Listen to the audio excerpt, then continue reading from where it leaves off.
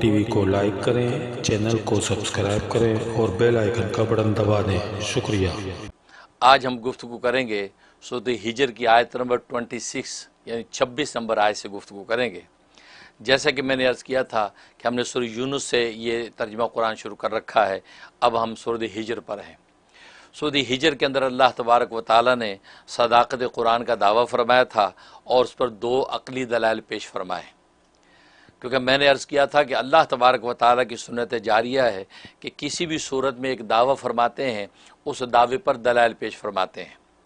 تو دعویٰ جو ہے بس اوقات صداقت قرآن کا ہوتا ہے، بس اوقات توحید باری تعالیٰ کا ہوتا ہے، بس اوقات جو ہے وہ اثبات رسالت کا ہوتا ہے، بس اوقات قیامت کا ہوتا ہے۔ تو گویا کہ چار طرح کے دعوے اللہ تبارک و تعالیٰ فرماتے ہیں، تو اس پر دلائل پیش کرتے ہیں۔ دلائل نقلی بھی ہوتے ہیں، دلائل عقلی بھی ہوتے ہیں، پھر دلائل عقلی میں سے انفسی بھی ہوتے ہیں، آفاقی بھی ہوتے ہیں، آفاقی میں عرضی بھی ہوتے ہیں اور سماوی بھی ہوتے ہیں۔ یہ تفصیلات میں موقع بموقع ذکر کرتا رہتا ہوں۔ تو اس صورت مبارکہ میں اللہ تبارک و تعالیٰ نے دعویٰ فرمایا صداقت قرآن کا، کہ یہ قرآن کریم جو یہ سچی کتاب ہے، اور ظاہر ہے کہ ناظرین آپ جانتے ہیں کہ قرآن کریم جو وحی الہی سرکار دو عالم صلی اللہ علیہ وسلم پر نازل ہو رہی ہے اور جو پیغام حق ان کے ذریعے سے انسانوں تک پہنچ رہا ہے، اس پیغام کو اگر سچا مان لیں تو ظاہر ہے کہ رسول اللہ صلی اللہ علیہ وسلم کی ذات کو سچا ماننا آسان ہو جاتا ہے کہ آپ کے ذریعے سے اللہ تبارک و تعالیٰ کا پیغام ہمیں پہنچ رہا ہے، تو وحی کی حقانیت تسلیم کرنے پر رسالت کی حقانیت تسلیم کرنا آٹومیٹکلی ممکن ہو جاتا ہے۔ جب یہ مان لیا تو قیامت کی جو خبریں دے رہی ہے وہی اور رسول اللہ صلی اللہ علیہ وسلم کے زبان مبارک سے وہ ماننا آسان ہو جاتا ہے، اور پھر اسی وحی کے ذریعے سے نبی پاک صلی اللہ علیہ وسلم کی لسان نبوت جو ہے وہ توحید کا سبق دے رہی ہے، توحید ماننا آسان ہو جاتی ہے۔ تو گویا کہ سارے دعوے جو ہے آٹومیٹکلی آسان ہوتے ہیں، لیکن شرط یہ ہے کہ وحی الہی کو سچا مان لیا جائے کہ یہ وحی اللہ ہی کا پیغام ہے جو رسول اللہ صلی اللہ علیہ وسلم کی لسان نبوت سے جاری ہو رہا ہے۔ لیکن چونکہ اس وقت جو ہے مشرکین مکہ کا ماحول و معاشرہ اس کو ماننے کو تیار نہیں تھا، وہ یہ کہتے تھے کہ خود ہی گھڑ کے لے کے آ گئے ہیں، کسی سے پڑھا کے آ گئے ہیں، کسی سے لکھوا کے آ گئے ہیں، یا خدا نہ خاصہ اول فول باتیں ہمیں سنا دیتے ہیں تو یہ مجنون ہیں، یہ ساحر ہیں، جادوگر ہیں وغیرہ وغیرہ، تو یہ تہمتیں لگایا کرتے تھے۔ تو اللہ تبارک و تعالیٰ قرآن کریم کی صورتوں مختلف موقعوں پہ دعوت صداقت قرآن کا بھی کرتے ہیں کہ قرآن کریم یہ سچی اور حقانی کتاب ہے، لہٰذا اس پیغام کو مان لو، تو اس پر پھر دلائل پیش کرتے ہیں۔ تو سورہ ہجر میں بھی اللہ تبارک و تعالیٰ نے یہ صداقت قرآن کا دعویٰ فرمایا اور اس پر دو دلائل پیش فرمائے، دونوں دلائل عقلی ہیں، دونوں دلائل عقلی ہیں۔ اور دلائل عقلی یہ آیت نمبر 16 اور آیت نمبر جو ہے 86 وہاں سے یہ دو دلائل عقلی پیش کیے ہیں۔ آیت نمبر 16 میں جو دلیل عقلی پیش کی تھی، آج اس دلیل کا تتمہ بیان کر رہے ہیں، یعنی اس کے گویا کہ اینڈ اس کا بیان کیا جا رہا ہے، یعنی مکمل کیا جا رہا ہے، اس کی تکمیل کی جا رہی ہے، اور وہ تکمیل کی جا رہی ہے گویا کہ انسان کی تخلیق کی حقیقت بتا رہے ہیں کہ جو انسان جو ہے آج کھڑے ہو کر جو تکذیب کر رہا ہے قرآن کریم کی اور رسالت کو ماننے کو تیار نہیں، محمد صلی اللہ علیہ وسلم پر جو وہ تہمت لگا رہا ہے، تو وہ انسان اپنی تخلیق کو تو سمجھے کہ اس کی اصل ہے کیا اور کیسے پیدا ہوا ہے۔ تو وہ مراحل اللہ تبارک و تعالیٰ ذکر کر رہے ہیں، تو گویا کہ دلیل عقلی کی تکمیل و تتمہ بیان ہو رہا ہے۔ اور یہ آیت نمبر 26 ہے، فرمایا کہ وَلَقَدْ خَلَقْنَا الْإِنسَانَ مِنْ صَلْصَالٍ مِنْ حَمَإٍ مَسْنُونٍ، اور بلا شبہ ہم نے پیدا کیا انسان کو کھنکھناتی ہوئی مٹی سے، جو ٹھیکری کی طرح ٹھن ٹھن ٹھن ٹھن، یا گھڑا ہو وہ گھڑے پہ آپ ہاتھ مارے ٹھن ٹھن ٹھن ٹھن آواز آتی ہے تو وہ کھنکھناتی، تو انسان کو پیدا ہو گیا کھنکھناتی مٹی سے پیدا کیا، جو پہلے سیاہ بدبودار گارا تھی، من حمئ مسنون، پہلے سیاہ بدبودار گارا تھی، تو اس مٹی سے ہم نے پیدا کیا۔ تو گویا کہ انسان کی حقیقت بتا دی کہ انسان کی اصل جو ہے وہ ایسی مٹی بدبودار مٹی سے ہوئی ہے۔ اب یہ گویا کہ اس میں اللہ تبارک و تعالیٰ جو ذکر فرمایا کہ انسان کو کھنکھناتی مٹی سے پیدا کیا، حقیقت میں اللہ تبارک و تعالیٰ نے انسان کی جب تخلیق کی اس کی مٹی کے 6 مراحل طے ہوئے۔ سب سے پہلے مرحلے میں تو وہ تراب تھی، مٹی تھی، اس کو پھر پانی کے اندر جو گوندا گیا، گارا بنایا گیا، تو وہ جو ہے وہ تین بن گئی، طا یا نون تین بن گئی۔ تو تین کا ذکر قرآن میں موجود، اور تین بننے کے بعد اس کو رکھ دیا گیا اور کچھ عرصہ پڑی رہی، جب پڑی رہی تو وہ ہما بن گئی، جو یہاں کا ہما مسنون، ہما کہتے ہیں وہ بدبودار، تھوڑا جو پڑا رہا وہ گارا سا پڑا رہا اس کے اندر ایک تعفن سا بدبو سی پیدا ہو گئی، ہما بن گئی، اور اس کے اندر رنگت بھی اس کی جو ہے کالی کالی ہوگی، جیسے ایک جگہ پہ گارے میں پانی بھر دیا جائے، وہ گارا پڑا رہے تو پہلے تو خاکی ہو تو پھر اس طرح تک کالا کالا ہوتا چلا جاتا ہے، ہوا لگتی رہتی کالا ہو جاتا ہے، تو ہما بن گئی، تو مدت کچھ پڑی رہی تو ہما بن گئی، کالے رنگ کی ہو گئی۔ اس کے بعد اس کو مزید نچوڑا گیا، اس میں مٹی نکالی گئی، پانی الگ کر کے اس کو خلاصہ اس کا نکالا گیا، تو وہ سلالہ بن گئی، سین لام الف لام اور ہا، سلالہ، تو وہ سلالہ بن گئی۔ سلالہ بننے کے بعد پھر اس کو ایک شکل دے دی گئی، ایک شکل میں متشکل کر دیا گیا، تو وہ مسنون بن گئی، اس کو جس کو کہا مین ہمہ مسنون، تو ایک شکل دے دی گئی، ایک شکل جب بن گئی اور پھر اس کے بعد پڑی رہی تو خشک ہو گئی تو وہ سلسال ہو گئی، جیسے ٹھیکری خشک ہو جاتی ہے تو ٹھن ٹھن اس کو مارے تو آواز آتی ہے، تو یہ سلسال بن گئی۔ تو یہ سلسال جو بنی ہے تو گویا کہ اس سلسال سے جو ہے آدم علیہ السلام کا پتلا تیار کیا گیا، اس کے اندر روح ڈال دی گئی، تو آدم علیہ السلام جو ہے وہ جو ہے زندہ سلامت کھڑے ہو گئے۔ یہ مرحلے جو ہے گویا کہ 6 مرحلے اس مٹی پر گزرے ہیں اور آدم علیہ السلام کی تخلیق ہو گئی۔ مفسرین نے لکھا ہے کہ جب اللہ تبارک و تعالی نے آدم علیہ السلام کی تخلیق کا ارادہ کیا تو اور دنیا کے اندر جو ہے وہ یہاں سے مٹی لانے کا حکم فرمایا، سب سے پہلے حضرت جبرائیل علیہ السلام کو بھیجا کہ جاؤ وہ زمین سے مٹی لے کے آؤ۔ جیسے پہلے آپ گزر چکا ہے کہ پانی تھا اور پانی کے اندر ابال آیا یہاں تک کہ وہ جگہ جو خانہ کعبہ کی جگہ ہے، یہ پانی یہاں بہت زیادہ ابلتا جیسے ہنڈی میں پانی ابلتا ہے، اتنا ابلا یہاں کہ وہ کثیف ہو گیا، سخت ہو گیا،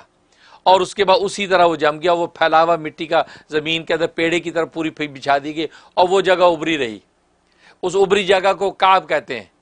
لہذا اس مقام کو کعبہ اس لیے کہا جاتا ہے کہ وہ ساری زمین کے اوپر سے ابرا ہوا مقام تھا، ابری ہوئی جگہ تھی۔ تو اللہ تبارک و تعالی نے جب آدم علیہ السلام کی تخلیق کا ارادہ کیا تو فرمایا کہ جبرائیل سے کہا کہ جاؤ وہاں سے مٹی لے کر آؤ۔ اب حضرت جبرائیل علیہ السلام تشریف لائے اور وہاں اس زمین سے مٹی جب لینے لگے، اس مقام سے جہاں پر اس وقت کعبہ ہے، جہاں اس وقت بیت اللہ ہے، اس مقام سے مٹی لینے لگے تو زمین نے فریاد کی، کہا کہ مجھے نہ لے جا، اس لیے کہ مجھے پتہ ہے، نوشتہ تقدیر سے مجھے اندازہ ہوا ہے کہ اللہ تبارک و تعالیٰ ایک ایسی مخلوق بنائیں گے کہ جس سے معاصی و گناہ بھی صادر ہوں گے اور وہ جہنم کی آگ کے اندر جلے گا، تو مجھ میں یہ تاب و برداشت نہیں ہے کہ میں جہنم کی آگ برداشت کر سکوں، خدا کے لیے تو مجھے نہ لے جا، اللہ کسی اور چیز سے تخلیق کر لے، مجھے نہ لے جا۔ یہ تکوینی حکمت ہے اللہ کی، تو یہ بات اس نے کہی تو حضرت جبرائیل علیہ السلام کو اس پر ترس آ گیا اور آپ واپس چلے گئے۔ اللہ تبارک و تعالیٰ نے پوچھا ہاں لائے نہیں؟ کہا کہ رب الجلال اتنی فریاد کر رہی تھی، اس کی آہ فغاں اتنی تھی، مجھے ہمت نہیں ہوئی کہ وہ کہنے لگی جہنم کی آگ میں جلوں گی میں اور میرے ساتھ ایسا ہوگا، تو مجھے اس پر ترس آ گیا تو میں واپس آ گیا۔ تو میں کہا اچھا چلو، اسرافیل کو بھیجا، پھر جو ہے وہ میکائیل کو بھیجا، تو تینوں فرشتوں کو بھیجا، تینوں کے سامنے زمین نے یہی فریاد کی یہاں تک کہ وہ واپس آ گئے۔ پھر چوتھے نمبر پہ اللہ تبارک و تعالیٰ نے اسرائیل کو بھیجا، ملک الموت، تو اسرائیل کو بھیجا کہ جاؤ وہ لے کر آؤ۔ اب جب اسرائیل علیہ السلام گئے تو حضرت اسرائیل علیہ السلام جب گئے تو اس سے پھر وہی حسب معمول ہوئی فریاد، وہی رونا پیٹنا شروع کر دے، فریاد کی کہ مجھے نہ لے جائے، مجھ سے ایک مخلوق بنے گی اور جس کے ساتھ یہ احوال پیش آئیں گے۔ حضرت اسرائیل سنتے رہے، ساری بات سن لی، سننے کے بعد آپ نے جھپٹا مارا وہاں سے مٹی اٹھائی اور لے کے نکلے، یعنی فریاد سن لی، سننے کے بعد جو ہے وہ زبردستی وہاں سے اٹھائے کیونکہ رب تعالیٰ کا حکم ہے، لے کے چلے گئے، جا کے اللہ کو پیش کر دی۔ تو اللہ تبارک و تعالیٰ نے فرمایا کہ بھائی تم کیسے لے آئے، وہ 3 تو لا نہیں سکے۔ تو حضرت اسرائیل نے کہا کہ اے رب الجلال، اس نے مجھے بھی یہ آہ فریاد کی تھی، لیکن میں نے سوچا کہ رب تعالیٰ کا حکم ہے، مجھے تیرے حکم کو جو حاوی رکھنا ہے، لہذا میں نے اس کی بات سنی اور اپنے آپ کے منشا کے مطابق وہاں سے مٹی لی اور آپ کو پیش کر دی۔ اس پر اللہ تبارک و تعالیٰ فرمایا کہ اسرائیل، تیرے اندر جب یہ صلاحیت ہے کہ تو امر ربی کو پورا کرنے کے اندر اتنا مستعد ہے اور اپنے وقت پہ کر ہی ڈالتا ہے اور سامنے والی کے اوف وغاں کا کوئی اثر نہیں لیتا، تو جب میں اس سے انسان بناؤں گا، ان انسانوں کی جب روح قبض کی جائے گی تو روح قبض کرنے کی ذمہ داری بھی تیری لگاتا ہوں۔ اس لیے کہ ظاہر ہے کہ جب روح قبض کی جائے گی، زندہ سلام انسان مردہ ہونے والا ہے، تو ظاہر ہے کہ وہ عزیز و قریب آہو فغاں کریں گے، خود جب وہ انسان بھی آہو فغاں کرے گا، اللہ میں مجھے زندہ رکھ، تو یہ سب زندگی کی بھیک مانگیں گے۔ تو اگر ترس کھانے والا آدمی ہوا تو کیونکہ جلاد جو ہوتا وہ تو ترس کھانے والا نہیں ہوتا، کیونکہ جلاد بھی اگر ترس کھانے لگ جائے تو پھر تو بادشاہ جب وہ مجرموں کو سزا کیسے دے پائے گا؟ تو اللہ تبارک و تعالیٰ نے فرمایا کہ تیرے اندر یہ خوبی اور صلاحیت ہے کہ تو امر ربی کو حاوی کر کے لے کے آنے والا ہے، لہذا تجھے جو ہے میں جو ہے روح قبض کرنے پر مقرر کرتا ہوں۔ اس پر حضرت عزرائیل علیہ الصلوۃ والسلام یعنی ملک الموت نے درخواست پیش کیا رب ذوالجلال، لیکن اگر یہ ذمہ داری لوگوں کی روحیں قبض کرنے کی میری لگ گئی تو لوگ تو مجھے گالیاں دیں گے، مجھے برا بھلا کہیں گے، کیونکہ ظاہر ہے کہ میں کسی کی ماں کی روح قبض کروں گا، کسی کے باپ کی کروں گا، کسی بھائی بہن کی کروں گا، اور وہ مجھے برا کہیں گے کہ ملک الموت نے دیکھو ہمارے ابا کی جان لے لی، ہماری اماں کی جان لے لی۔ تو رب العزت یہ بہت بھاری ہے کہ لوگ مجھ پہ تنقیدی اور تہمتیں لگائیں، یہ بات کہی۔ تو اس پر اللہ تبارک و تعالیٰ نے فرمایا کہ نہیں، تو اس بات کی فکر نہ کر کہ جب یہ تو ذمہ داری امر ربی کے مطابق پوری کرے گا تو لوگوں کو میں ان کے موت کے اسباب میں ایسا مبتلا کر دوں گا، کسی کا دھیان بھی ادھر نہیں جائے گا کہ ملک الموت کے آنے کا وقت ہو گیا تو وہ ضرور قبض کرنی۔ چنانچہ وہی ہوا کہ آج آپ دیکھیں اگر کوئی مرتا ہے تو ہم اسباب پر گفتگو کرتے رہتے ہیں، اور جی اس نے دوائی وقت پہ نہیں کھائی، اوہو پانی نہیں پیا، اوہ سے کھانا کھایا، کھانے کے اندر جو ہے وہ کیسا عنصر تھا، وہ کھانا جو ہے وہ چاول اس کی سانس کی نالی میں چلے گئے، اجی یہ ہو گیا، ڈاکٹر کے پاس نہیں پہنچ سکے، اجی دوائیں تو وغیرہ وغیرہ، تو یہ ساری باتیں یہ کوئی نہیں کہتا اجی ملک الموت کے آنے کا وقت ہے، اجل آ گئی تھی، بس اللہ کے حوالے۔ اب اجل وہ اللہ نے خود کہہ دیا، نہ ایک لمحے آگے ہوگی نہ پیچھے ہوگی، تو پھر کیا خطرہ، بس اللہ کے حوالے۔ اب انا للہ و انا الیہ راجعون پڑھیں اور اس کے بخشش کی دعا کریں، یہ کوئی نہیں کرتا، یہ کوئی قسمت والا کہے تو کہے، ورنہ عام طور پہ اس اسباب پر گفتگو ہوتی رہتی ہے کہ یار یہ ایک عرصے سے بیمار تھے، ایسا ہو گیا، لہٰذا پوچھنے والا بھی تعزیت میں ہی پوچھتا ہے، اچھا کیا بیمار تھے؟ جی ہاں بیمار تھے، 10 سال سے بیمار، اوہ ہو اچھا علاج؟ نہیں بہت علاج کرایا، کچھ بھی نہیں ہوا، ڈاکٹر آخر میں تھک گئے، وینٹیلیٹر پہ تھے، اور یہ تو یہ آج کے زمانے جیسے کرونا وائرس، یہ بھی کرونا وائرس ہو گیا، بس کیا ہوا، بس یہ ہوا وہ ہوا، بس ٹھنڈا پانی پی لیا اور یہ ہو گیا، وہاں چلے گئے، سوشل ڈسٹینسنگ نہیں کی تھی، بس وہ اس کو وائرس لگ گیا اور وہ مر گیا، یہ ہو گیا، یہ ساری باتیں تو یہ اسباب۔ تو حضرت عزرائیل نے یہ بات کہی کہ میں بدنام ہو جاؤں گا، اس پر اللہ تبارک و تعالیٰ فرمایا کہ اس کی فکر نہ کر، میں لوگوں کو موت کے اسباب میں مبتلا کر دوں گا، تیرا کوئی نام ہی نہیں لے گا۔ تو کہنے کا مقصد یہ کہ یہ تکوینی حکمتیں ہیں، اللہ تبارک و تعالی تکوینی طور پہ یہ چیزیں پیدا کر رکھی ہیں، ورنہ حضرت عزرائیل وہ بھی اللہ کے حکم میں تابع تو وہ بھی لے آتے، زبردستی لے آتے، کوئی بات، لیکن نہیں، اللہ نے ایک تکوینیات کا نظام پورا کرنا تھا، کس سے کیا کام لینا، اس انداز سے اللہ نے یہ تکوینی امور ظاہر کرنے تھے، تو حضرت عزرائیل ملک الموت کی ڈیوٹی لگی، تو اس کو بتا رہے ہیں۔ تو اس انداز سے مختلف جو ہے مراحل سے گزر کے آدم علیہ الصلوۃ والسلام کو جو ہے پیدا کیا، اس لیے اللہ نے کہا وَلَقَدْ خَلَقْنَا الْإِنسَانَ، اور بلا شبہ ہم نے پیدا کیا انسان کو من صلصال، کھنکھناتی ہوئی مٹی سے، من حمأ مسنون، جو پہلے سیاہ بدبودار گارا تھی، تو بدبودار گارا تھا، اس سے ہم نے اس انسان کو پیدا کیا ہے، یہ تو اس کی حقیقت ہے۔ اور نخرے ایسے کہ اللہ کے کلام کی نفی کرتا ہے، اللہ تبارک و تعالیٰ کی وحی پر اعتراض کرتا ہے، یہ حالت اس پر جو ہے یہ اس کو ذکر کیا۔ اس کے بعد کہا والجان خلقناہ من قبل من نار سموم، اور جان کو ہم نے پیدا کیا، جان کو یعنی جنوں کا باپ، جان کو ہم نے پیدا کیا اس سے پہلے ایسی آگ سے، من ناری سموم، جس میں دھواں نہیں، جس آگ میں دھواں نہیں ہوتا اس آگ سے ہم نے پیدا کیا ہے جان۔ اور جان کون ہے؟ عبداللہ بن عباس رضی اللہ تعالیٰ فرماتے ہیں کہ اصل میں ابو البشر تو آدم ہیں، یعنی بشر جتنے ہیں ان کے باپ جو ہے وہ ابو البشر، یعنی وہ آدم علیہ الصلوۃ والسلام ہے، اور جنات کا جو ابو الجان ہے وہ ابو الجن جو ہے وہ جان ہے، اس کا نام جان ہے، جیسے ابو البشر آدم ہے، ایسی جو جنات کا جو ہے ابو الجن جو ہے اس کا نام ہے جان۔ اور جو ہے شیاطین کا جو ابو الشیطان ہے وہ ابلیس ہے، ابلیس یہ ابو الشیطان ہے، تو شیاطین جتنے ہیں ان کا جو باپ ہے وہ ابلیس ہے۔ تو یہ فرمایا کہ یہ اس انداز سے، تو یہاں پر والجان جو ذکر فرمایا یہ ابو الجن ہے، جنات کو جو باپ، جیسے آدم ہمارے باپ ہیں،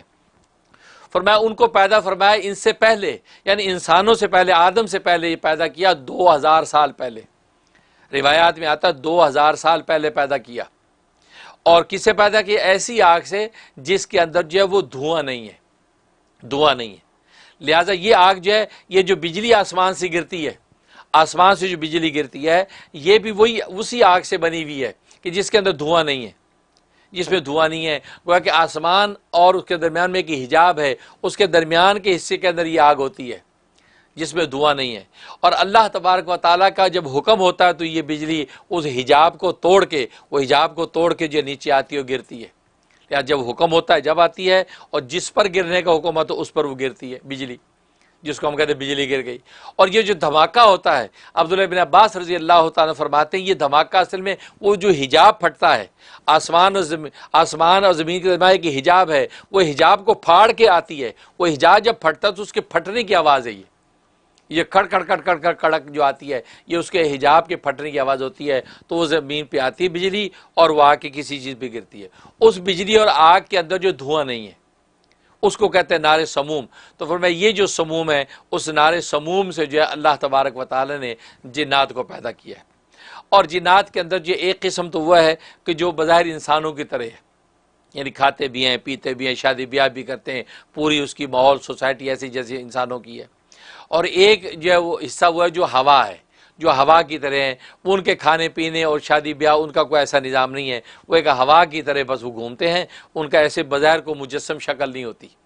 تو یہ جن، تو ان کے اندر دو طرح کے لوگ ہوتے ہیں، اور ان کے اندر توالد تناسل، کھانا پینا کچھ نہیں. لیکن جو پہلی قسم ہے ان کے اندر توالد تناسل بھی ہے، اور شادی بیاہ بھی ہوتا ہے، کھانا پینا بھی ہے. تو وہ جو ہے جنات کی قسم. تو ابو الجن جو ہے یہ ان تمام قسم کے جو جنات ہیں ان کا جو ہے وہ باپ ہے،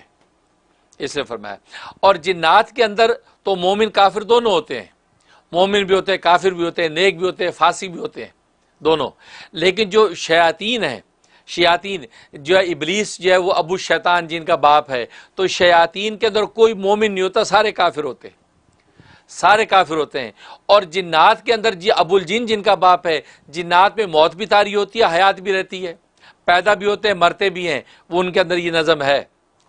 لیکن جو شیاطین ہے کہ جن کا باپ ابلیس ہے، ابو شیطان، تو ابلیس جن کا باپ ہے وہ جو ہے وہ مرتے نہیں ہیں، وہ مرتے نہیں. ان میں سارے جو ہے فاسق فاجر اور جو شیطان گناہگار ہی ہوتے ہیں، مسلمان مومن کوئی نہیں ہوتا. اور یہ مرتے نہیں ہیں کیونکہ ان کو جو ہے وہ مہلت کے نتیجے میں ان کو موت نہیں دی جائے گی نفخہ اولا تک. نفخہ اولا جب پھونکا جائے گا تب وہ مریں گے، اور 40 سال تک ان پر موت طاری رہے گی، شیطان پر اور ان کے تمام شیاطین پر. اور 40 سال کے بعد نفخہ ثانیہ جب ہوگا تو دوبارہ وہ زندہ ہوں گے. تو یہ ترتیب ہے اس کے اندر. اس کو جو ہے ذکر کیا ہے کہ والجان خلقناہ من قبل من نار سموم، اور جان کو ہم نے پیدا کیا ہے اس سے پہلے ایسی آگ سے جس کے اندر دھواں نہیں ہے، یہ جان. اور جن کو جن اس لیے کہتے ہیں کہ جن کا معنی چھپا ہوا. اور یہ جان جو ابو الجن، اسی یہ درخواست پیش کی تھی اللہ تبارک و تعالیٰ سے کہ رب ذوالجلال 2000 سال پہلے ہمیں انسان سے آپ نے پیدا کیا، لیکن ظاہر ہے کہ ہم آپ کی فرما برداری نہیں کر سکے، اور نتیجہ یہ ہے کہ وہ نافرمانی کے نتیجے میں آپ نے ہمیں جو ہے رسوا کر دیا، اور پھر آدم علیہ السلام کو نائب بنا رہے ہیں، وہ آدم کی ذریت کو آباد کر رہے ہیں. تو ہم یہ چاہتے ہیں کہ ہم کسی کی نگاہوں کے سامنے نہ آئیں، اور ہم پہ آپ ایسا اندھیرا اور پردہ ڈال دیجئے کہ ہم نظر نہ آئیں. تو گویا کہ ان کو اپنی اسی شرمندگی اور ندامت کا نتیجہ سمجھیں کہ انہوں نے یہ بات کہی. اس پر اللہ تبارک و تعالی نے رات کا اندھیرا ان کے اوپر ڈال دیا. جب رات کا اندھیرا ڈال دیا، اب ان کی حالت یہ ہے کہ وہ نظر نہیں آتے،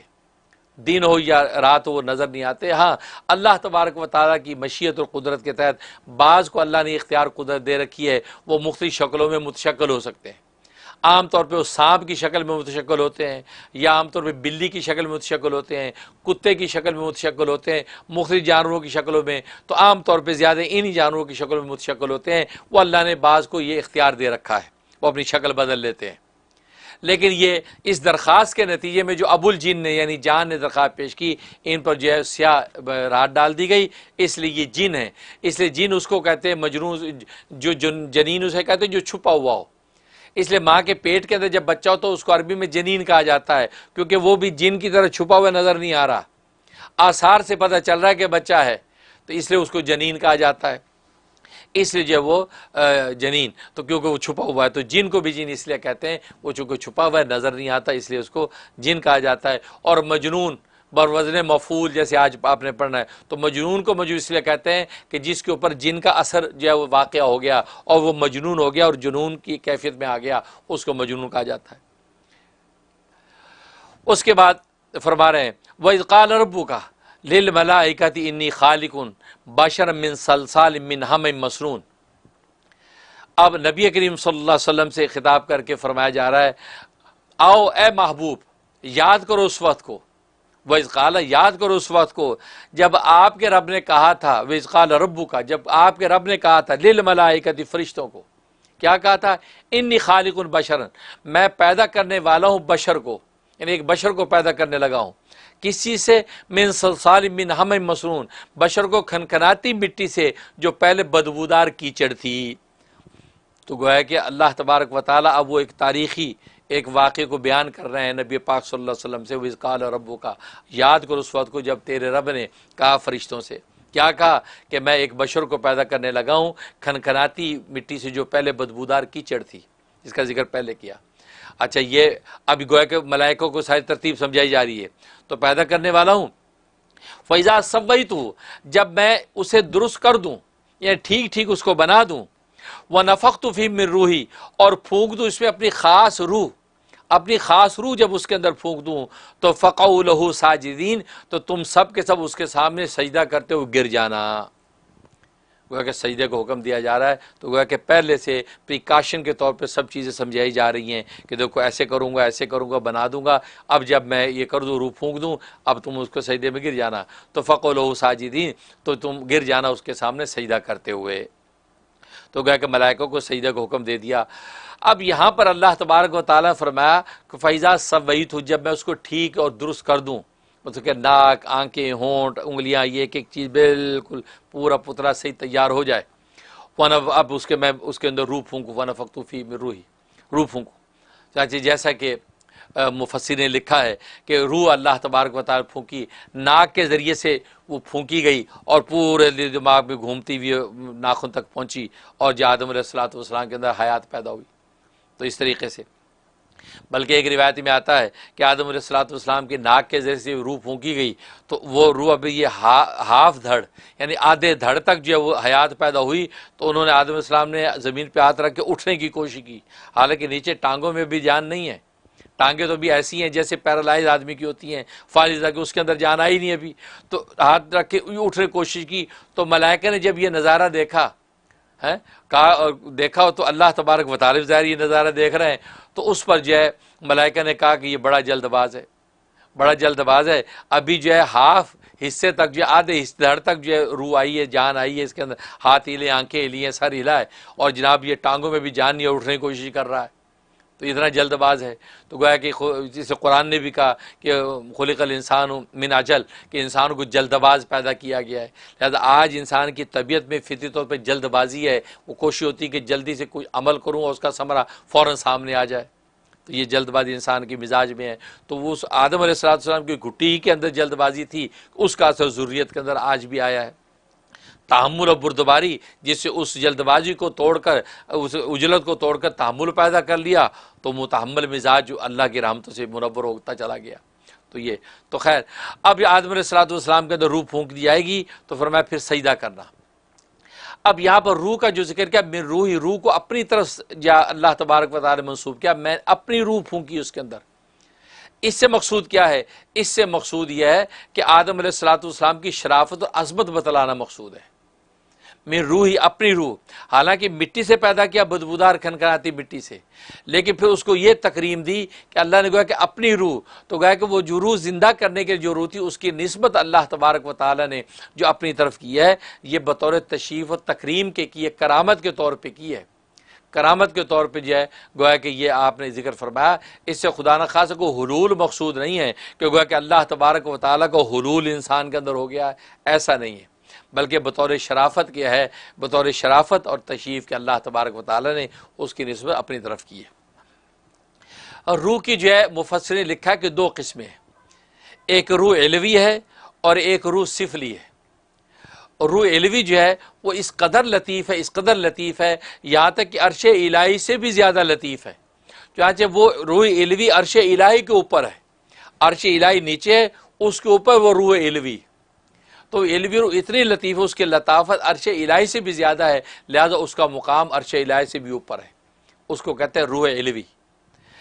اور روح علوی جو ہے یہ اس کے 5 اس کی قسمیں ہیں، روح علوی کی 5 قسمیں ہیں، اور وہ 5 قسمیں کیا؟ ایک قلب جو سیدھے الٹے پستان سے 2 انگل نیچے اس کا مقام، دوسری روح جو سیدھے پستان سے 2 انگل نیچے، یہ مقام جو ہے یہ لطیفہ روح جس کو کہتے ہیں، اور تیسری یہ سر، یہ دونوں پستانوں کے درمیان سینے کی جگہ، یہ اس کا مقام ہے سر۔ اس کے بعد جو ہے یہ ابرو جو ہے، ابرو کا جو مقام ہے یہ مقام ہے اس کا لطیفہ خفی، لطیفہ خفی، یہ اس کو مقام۔ اس کے بعد دماغ جو ہے یہ لطیفہ اخفا۔ یہ 5 ارواح ہیں، ارواح کی گویا کہ روح علوی کی 5 قسمیں ہیں، گویا کہ قلب ہے، روح ہے، سر ہے، خفی ہے، اخفا ہے، یہ 5 یہ اتنی لطیف ہیں کہ عرش الہی کے اوپر یوں ہیں، یوں اثار کی ہوئے عرش الہی پر، یہ عرش الہی سے بھی زیادہ لطیف ہے۔ یہ روح جو ہے گویا کہ روح علوی۔ دوسری روح سفلی۔ روح سفلی کیا ہے؟ روح سفلی جو ہے وہ عناصر اربع سے پیدا ہوتی ہیں، آگ، پانی، ہوا، مٹی،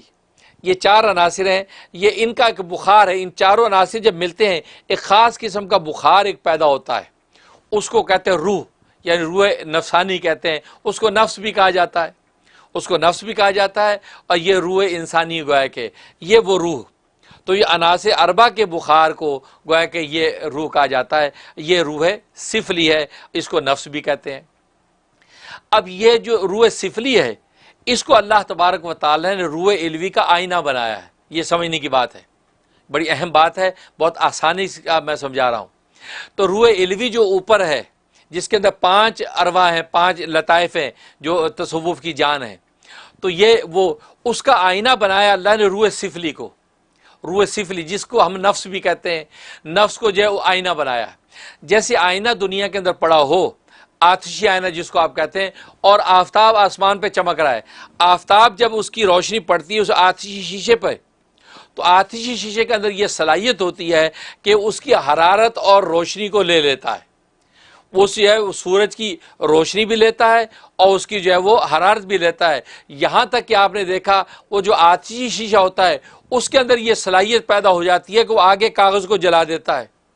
کہ وہ جو حرارت اس نے لی تھی وہ اگر کاغذ کے اوپر وہ آتشی شیشے جلائیں تو رکھیں تو کاغذ جل جاتا ہے، یہ تجربہ تو معلوم ہے کہ وہ جو آتشی شیشہ اس میں یہ صلاحیت ہو جاتی پیدا کہ وہ آسمان کا جو سورج ہے اس سورج کی حرارت اور روشنی اپنے اندر جذب کر لیتا ہے، یہاں تک وہ ایک آتشی شیشے کا اور سینکڑوں آتشی شیشے آپ قائم کر دیں تو کمرہ روشن ہو جاتا ہے، کیونکہ اس کی روشنی اس کے ذریعے یہاں تک اس کے ذریعے اندھیرے کمرے میں آپ روشنی کر لیں گے، تو معلوم ہے کہ لیکن اگر وہ آتشی شیشہ جو ہے وہ میلا ہو، اس پہ میل لگا ہوا ہے، مٹی لگی ہوئی ہے یا خراب ہوا ہوا ہے یا اس کے اوپر کوئی کپڑا آیا ہوا ہے، کاغذ آیا ہوا ہے، اب اگر آپ اوپر سورج کی روشنی سے آپ حرارت اور روشنی لینے کی کوشش کریں گے تو آپ کا وہ شیشہ وہ کام نہیں کرے گا،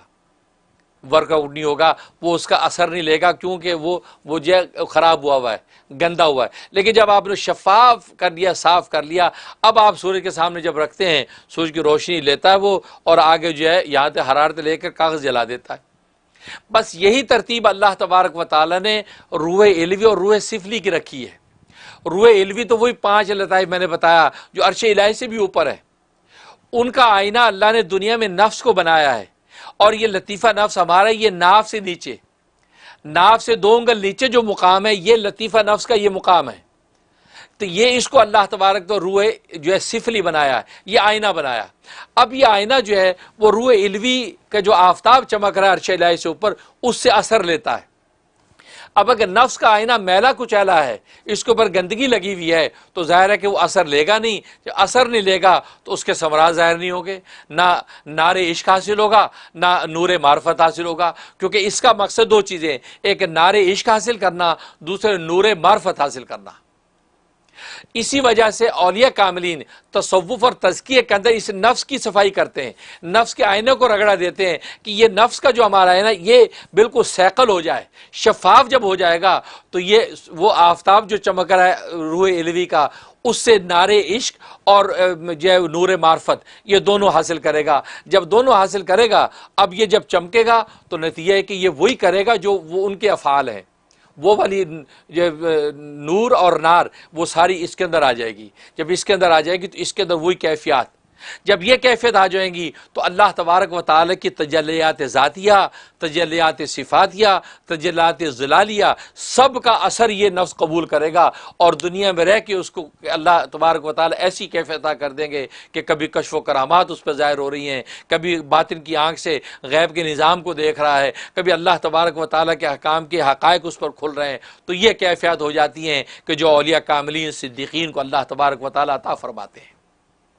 یہ ہے وہ ساری محنت جو ہے ایک مومن صادق کے لیے، کہ جس کی ترتیب میں نے بتا دی کہ جس کا ذکر اللہ تبارک و تعالیٰ گویا کہ ونفخت من روحی کے اندر کر رہے ہیں۔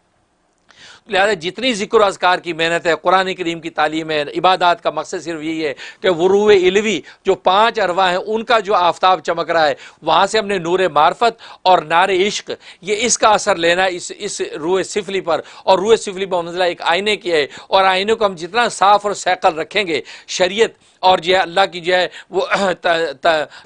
منشا مشیت کے مطابق عمل کرتے رہیں گے تو یہ سیکل اور صاف رہے گا، اور وہاں سے اثرات لیتا رہے گا۔ یہ ہے کہ ہمارا یہ نفس جو ہے وہ ڈگمگائے گا نہیں، بلکہ اس صدیقین کی طرح وہ رائے حق پر چلتا ہوا اللہ تبارک و تعالیٰ کے قرب کی منزل پا لے گا۔ یہ وہ حقیقت جس کو جو ہے مفسرین اس انداز سے ذکر کیا۔ اب یہ جو روح الوی جو ہے، وہ روح الوی کے اندر جو 5 ارواح ہیں، قلب ہے، روح ہے، سر ہے، خفیہ، اخفا، یہ 5 جو ارواح ہیں اس کو کہتے ہیں عالم امر۔ یہ عالم امر ہیں، اس لیے اللہ تبارک و تعالیٰ کے براہ راست جو ہے وہ امر کے ساتھ یہ وجود میں ہے، کن فیکون کے امر کے ساتھ وجود میں آئے۔ دوسرے جو ہے وہ عالم خلق ہیں، دوسرا جو ہے وہ عالم روح سفلی و عالم خلق میں سے ہے، یعنی نفس یہ عالم خلق میں سے ہے۔ یہ جو آدم علیہ السلام کو جو مٹی کا پتلا بنایا تیار کیا گیا اور زمین سے مٹی لے گئی، یہ عالم خلق کا حصہ ہے، یعنی وہ نفس انسان کا نفس و ذات بنائی گئی ہے، یہ عالم خلق کا حصہ ہے۔ لیکن عالم خلق کو اللہ تبارک و تعالیٰ نے وہ عالم امر کا آئینہ بنایا ہے، جو اس آئینے کو جتنا سیکل و شفاف رکھے گا عالم امر کے جو انوارات کو اتنا زیادہ جذب کرے گا، اور جب جذب کرے گا نتیجہ یہ کہ اب دنیا میں اس کا تماشا دیکھتے ہیں کہ یہ ہم آنکھوں پہ جو شیشہ لگاتے ہیں، چشمے جو ہم آنکھوں پہ لگاتے ہیں، اب نظر کا آئینہ لگایا تو ہماری دور تک نظر جا رہی ہے، یہاں تک کہ دوربین کا آئینہ آپ کو میلوں دور تک دکھاتا ہے، حالانکہ یہ آئینہ کیا ہے؟ یہ بھی مٹی ہے، یہ مٹی تو زمین ہی کا تو حصہ ہے۔ اس مٹی کو اتنا سیکل کر لیا، اتنا شفاف کر لیا ہے کہ جب یہ دوربین بن کے آنکھوں پہ آیا تو سینکڑوں میل دور آپ کو قریب نظر آ رہا ہے، یہاں تک کہ چشمہ لگا لیا تو آپ کو باریک حروف بڑے نظر آ رہے ہیں۔ تو دیکھو اسی طریقے سے یہ جو نفس کا جو آئینہ ہے کہ وہ جس مٹی کا آدم بنا ہے، اس کو جب سیکل انسان کرتا رہتا ہے اللہ تبارک و تعالیٰ کی ہدایات کے مطابق، انبیاء کی محنت اور اولیاء کے مجاہدات کے مطابق، پھر نتیجہ یہ ہے کہ عالم امر کے وہ انوارات لیتا ہے تو بھی اس کو نور معرفت اور نار عشق، 2 چیزیں، نور معرفت، نار عشق، جیسے آفتاب جو ہے اس سے ایک نور حاصل کرتے ہیں اور دوسرا اس سے ہم حرارت حاصل کرتے ہیں، بالکل اسی طریقے سے ایک ہم نور معرفت حاصل کریں گے اور دوسرا نار عشق حاصل کریں گے۔ یہ دونوں چیزیں مل جائیں گی تو اللہ تبارک و تعالیٰ کا قرب ہمارے لیے آسان ہوگا۔ تبھی اللہ تبارک و تعالیٰ نے اس آدم کو اس بات کا اہل قرار دیا کہ اس کو سجدہ کرو، اس کو سجدہ کرو، کیونکہ اس کے اندر یہ دونوں خوبیاں ہیں، عالم خلق اور عالم امر کی یہ دونوں جو خوبیاں ہیں یہ صرف اسی کے اندر پائی جاتی ہیں، کسی اور مخلوق میں نہیں ہیں۔ ایون ہے ملائکہ تمہارے اندر بھی نہیں ہیں، تمہارے صرف نور ہی نور ہے، تمہارے اندر یہ سارے کے سارے اوصاف و صفات نہیں، تو یہ معیت کا جو نور اس کو حاصل ہے یہ خوبی تمہیں حاصل نہیں، لہذا تم سارے کے سارے جو ہے اس کے سامنے سجدہ ریز ہو جانا۔ تو گویا کہ اللہ تبارک و تعالیٰ نے آدم علیہ السلام کو بمنزلہ قبلے کے بنا دیا، قبل مسجود الہی بنایا، مسجود لہو نہیں، مسجود لہو تو اللہ کی ذات ہے، سجدہ اللہ نے اپنا ہی کروایا ہے، لیکن آدم کو فرشتوں کے لیے ایسا کر دیا جیسے دنیا میں ہمارے لیے قبلہ اور کعبہ ہے، کعبہ کو ہم سجدہ کرتے ہیں لیکن حقیقت میں سجدہ اللہ کو کر رہے ہیں، کعبہ کو نہیں کر رہے ہیں۔ وہ ہمارا قبلہ ہے، ہماری ایک ڈائریکشن ہے۔ بالکل اسی طریقے سے آدم علیہ السلام کو مشہود الہی بنایا، اس کو ایک ڈائریکشن اور ایک قبلہ بنا دیا اللہ نے، اس لیے بنایا کہ اس کے اندر عالم امر اور عالم خلق کی صلاحیتوں کو جذب کرنے کی قوت تھی۔ اللہ نے اپنی صفات ذاتیہ اور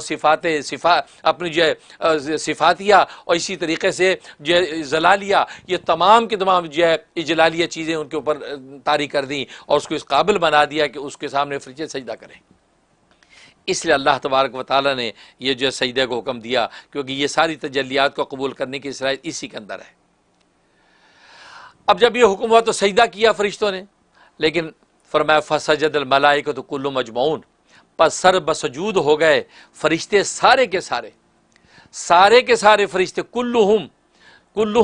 سارے کے سارے، اجمعون اکٹھے، کلھم سے بتا دیا سارے کے سارے اور اجمعون سے بتا دیا اکٹھا سجدہ کیا۔ یہ نہیں کہ ایک نے پہلے کیا ایک نے بعد میں کیا، ہر ایک دوسرے کو دیکھ رہا وہ کرے گا تو میں کروں گا، نہیں۔ جب حکم الہی سنا سب سجدے میں گرے تو سارے کے سارے گرے، تو گویا کہ کلھم سے احاطہ کر دیا تمام ملائکہ، اور اجمعون سے یک بارگی دفعتاً واحد اکٹھا سجدہ کیا اور سجدے میں گرے، جیسے ایک فوج کے اندر جو سب بندی ہے اور فوجی یکدم اکٹھے حملہ آور ہوں، اکٹھے سجدے میں گرے، اکٹھے اٹھیں، اکٹھے پریڈ کرتے ہیں، قدم اٹھاتے ہیں، کوئی اسی طریقے سے یہ سب بندی تھی اور سب سجدے میں گرے۔ اس لیے تو سر بسجود ہو گئے فرشتے سارے کے سارے، کوئی اشارہ یہ کرنا تھا کسی فرشتے کو کوئی تردد نہیں ہوا، کوئی ملال نہیں ہوا کہ یار کیوں سجدہ کریں، یار یہ کیا کون سی خوبی ہے، کیا کمال ہے، نہیں، بس حکم تھا سجدے میں گر گئے۔ لیکن الا ابلیس، مگر ابلیس نے سجدہ نہیں کیا۔ اب یہ ابلیس کا جو استثناء ہے یہ استثناء منقطع ہے۔ منقطع کا مطلب ہے کہ ابلیس فرشتوں میں سے نہیں ہے، حکم تو فرشتوں کو ہوا، لیکن وہاں صرف فرشتوں کو ذکر اس لیے کیا کہ حکم میں شامل تو تھا یہ ظالم، لیکن چونکہ کثرت اور غالب جو وہ فرشتے تھے اس لیے ملائکہ کا ذکر کیا کہ ملائکہ کو حکم دیا، وَإِذْ قَالَ رَبُّكَ لِلْمَلَائِكَةِ، یہ کہا، اس میں شیطان ابلیس کا ذکر نہیں کیا، للملائکہ اس لیے کہا کہ کیونکہ کثرت ملائکہ کی ایک ابلیس ہی ہے، باقی سارے ملائکہ وہاں۔ اب جیسے یورپ کو کہتے ہیں یورپ گوروں کا ملک ہے، اب گوروں کا ملک ہے لیکن سارے گورے تو نہیں، وہاں کالے بھی رہتے ہیں، وہاں ایشین بھی رہتے ہیں۔ اب امریکہ جی گوروں کا ملک ہے لیکن یہاں سارے رہتے ہیں گورے کا، تو مطلب کیا گورے کثرت اکثریت گوروں کی ہے، باقی دوسری قومیں بھی ہیں۔ ایسی اللہ نے کہا اذ قال ربک للملائکۃ، تو ملائکہ کثرت جو کہ ملائکہ کی ہے، ایک ابلیس بھی اس میں، وہ بھی سجدے کا حکم اس کو بھی ہے، لیکن اس ظالم نے سجدہ نہیں کیا، اس لیے اللہ نے ذکر کیا الا ابلیس، مگر ابلیس نے سجدہ نہیں کیا۔ اور پھر اعراف کے اندر تو اللہ تبارک و تعالیٰ صاف فرما دیا کہ ماں مانا کا ہے، تجھے کس چیز نے منع کیا کہ تو سجدہ نہ کر، اذ امرتک، جب کہ میں نے تجھے حکم دے دیا تھا۔ اللہ نے ابلیس کا اذ امرتک، اللہ نے ساتھ جب میں نے تجھے حکم دے دیا، معلوم حکم کے اندر جو یہ بھی شامل تھا کہ یہ سجدہ کرتا، لیکن الا ابلیس، مگر اسے سجدہ نہیں کیا۔ بعض مفسرین نے فرمایا کہ اصل میں یہ استثناء متصل ہے، منقطع نہیں ہے، کیونکہ جو کہتے ہیں منقطع، یہ تو راجح قول جمہور مفسرین کا یہ قول ہے کہ یہ ابلیس ملائکہ میں سے نہیں ہے بلکہ یہ جنات میں سے ہے۔ اسے قرآن نے کہا کان من الجن، یہ جنات میں سے ایک الگ قوم ہے، یعنی گویا کہ یہ نار سے پیدا ہوئے، یہ نور سے پیدا نہیں ہوئے۔ لیکن دوسرے بعض مفسرین فرماتے ہیں کہ نہیں، یہ ابلیس جو ہے نا، یہ استثناء جو متصل ہے، ابلیس بھی ملائکہ میں سے ایک قسم ہے، لیکن وہ ملائکہ کی قسم ہے جس کو جن کہا جاتا ہے، جن کو ملائکہ نہیں کہا جاتا، جن کو جن کہا جاتا ہے، لہذا وہ یہ استثناء متصل ہے۔ لیکن میں نے بتایا کہ جمہور مفسرین کا قول پہلے والا ہے کہ یہ استثناء منقطع ہے، کہ مگر ابلیس نے سجدہ نہیں کیا، ابا ان یکون مع الساجدین، ابلیس سوائے ابلیس کے کہ اس نے انکار کر دیا کہ وہ سجدہ کرنے والوں کے ساتھ ہو، وہ سجدہ کرنے والوں کے ساتھ نہیں، وہ اس نے انکار کر دیا، میں سجدہ نہیں کرتا۔ ظاہر ہے کہ اس ظالم کو اپنی عبادت کا ناز تھا اور یہ سمجھتا تھا میں نے بڑی عبادت کر رکھی ہے، اور جیسے کہ روایات میں آتا ہے کہ لاکھوں سال اس نے عبادت کی ہے، گویا کہ پہلی زمین جو ساتوں زمینیں ہیں، پہلی زمین پہ سجدہ ریز رہا، عبادت کی، اللہ نے اس کا مرتبہ بڑھا دیا، پھر دوسری زمین پہ سجدے کیے، پھر تیسری، چوتھی، پانچویں، ساتویں زمین کے، پھر اس کے بعد اللہ نے اس کو آسمان اول پر لے گیا، وہاں سجدے کیا، آسمان ثانی، آسمان ثالث، اسی طریقے سے یہ گویا کہ اللہ کے قرب کی ترقیاں کرتا چلا گیا، یہاں تک کہ اللہ تبارک و تعالیٰ نے ظالم کو فرشتوں کا معلم بنا دیا، فرشتوں کا معلم بن گیا، ان کو تعلیم دیتا تھا، سب کو پڑھاتا تھا، ایک مینار نور کے پاس بیٹھ کے یہ درس دیتا تھا، یہ مدرس الملائکہ بن گیا۔ تو یہاں تک کہ ملائکہ دل میں سوچتے تھے اگر کل کو کبھی اللہ کسی بات پہ ہم سے ناراض ہو گیا تو ہم اس مدرس جو ہے اس مدرس کی سفارش کروائیں گے، کیونکہ یہ مدرس و اللہ تبارک و تعالیٰ کا بڑا قرب اس کو حاصل ہے، بڑا مقرب ہے یہ، تو ملائکہ یہ سوچتے تھے۔ لیکن حالت یہ ہے کہ اس تکبر نے اس کو مار دیا اور آدم علیہ الصلوۃ والسلام کو اس نے وہ سجدہ کرنے سے انکار کر دیا۔ اس کے بعد فرمایا قال لم اکن لاسجد لبشر خلقته من صلصال من حمأ مسنون، وہ قالا سے مراد ابلیس اللہ نے جب پوچھا اے ابلیس بدبخت کہ کیا وجہ ہے کہ تو سجدہ کرنے والوں کے ساتھ نہیں ہوا، جب میں نے جو کہہ دیا تھا سجدہ کر اور تو نے سجدہ نہیں کیا تو کیا وجہ ہے کہ تو سجدہ کرنے والوں کے ساتھ نہیں ہوا؟ اس پر جواب دے رہا گستاخ، وہ گستاخ بولا لم اکم لاسجد لبشر، کہنے لگا مجھے یہ گوارا نہیں ہے کہ میں سجدہ کروں اس بشر کو، میں سجدہ کروں اس بشر کو من صلصال من حمأ مسنون، کہ جس سے تو نے پیدا کیا بجنے والی ایسی مٹی سے جو سیاہ بدبودار تھی، تو نے ایسی بدبودار سیاہ مٹی سے پیدا کیا ہے، میں اس کو سجدہ کروں؟ نہیں بھائی، میں ایسا نہیں ہوں، میں تو بڑا عبادت گزار ہوں، میں تو بڑی عبادتیں اور سجدے کی ہیں۔ کہ یہ بات کہی، جب یہ بات کہی تو اللہ تبارک و تعالیٰ نے فرمایا قال فاخرج منها فإنك رجیم۔ اصل میں وہ یہ کہنا چاہتا تھا کہ آدم علیہ الصلوۃ والسلام کو آپ نے مٹی کے عنصر سے پیدا کیا، کہ ایک مٹی کا عنصر ایک آگ کا عنصر ہے، آپ نے اس کو مٹی کے عنصر سے پیدا کیا، اور مٹی کے عنصر کے اندر نسبت تسفلی پائی جاتی ہے۔ نسبت تسفلی مطلب ہے کہ نیچے گرنے کی، مٹی کو ہوا میں بلند بھی کر تو زمین پہ گرتی ہے، اور آگ جو ہے یہ آگ وہ عنصر ہے جس میں نسبت سعودی پائی جاتی ہے، بلندی کی نسبت، تو اس کو جو ہے اگر جو ہے پستی میں پھینکو تو یہ آگ بلندی کو پکڑتی ہے،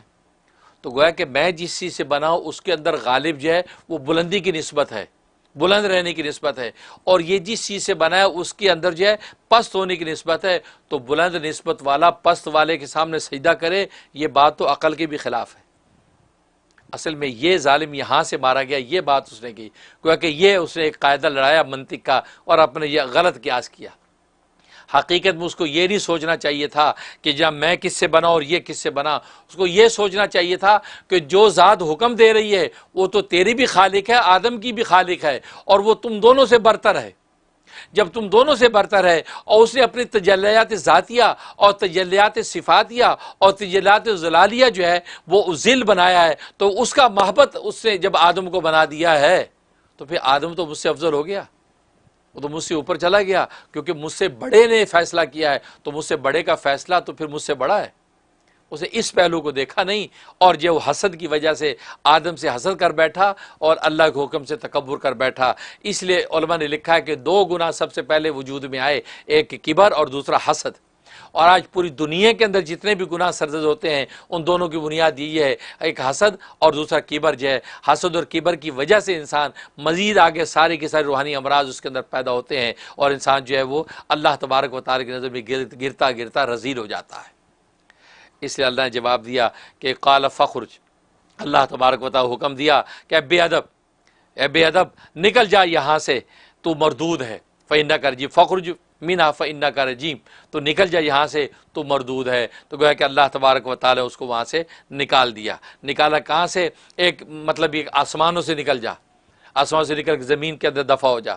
ایک مطلب ہے کہ جنت سے نکل جا، جن جنتوں کے اندر پھرتا چلتا ہے اور تجھے ہم نے آزادی دے رکھی، جنت سے نکل جا۔ اور ایک مطلب ملائکہ سے نکل جا، ملائکہ کے زمرے میں ہم نے تجھے برداشت کیا، حالانکہ تو ملائکہ میں سے نہیں تھا، لیکن تجھے پھر بھی ہم نے اعزاز دیا، تو ملائکہ کے اندر رہتا ہے، یہاں کی جنت کی نعمتوں سے فائدے اٹھاتا ہے، لہذا ملائکہ کے زمرے سے نکل جا۔ لہذا اللہ تبارک و تعالیٰ اس کو نکال دیا اور زمین پہ دھتکار دیا۔ اس پر مزید گفتگو انشاءاللہ آئندہ کریں گے۔ تو یہاں تک اللہ تبارک و تعالیٰ نے اس حقیقت کو بیان کیا، اور آیت نمبر جو ہے وہ 34 تک جو یہ گفتگو ہو گئی ہے۔ اس کے بعد انشاءاللہ تو آیت نمبر یا وہ 35 پہ گفتگو ہوگی انشاءاللہ۔ اسی طریقے سے مضامین آگے چلتے رہیں گے، لیکن حقیقت یہ ہے کہ اللہ تبارک و تعالیٰ نے انہی حقائق کو واضح کیا اور یہ بتلا دیا کہ آدم علیہ الصلوۃ والسلام کی اصل یہ ہے، اور اللہ دین کی بات پھیلانا صدقہ جاریہ ہے، ثواب کی نیت سے ویڈیو کو شیئر کیجیے۔ شکریہ۔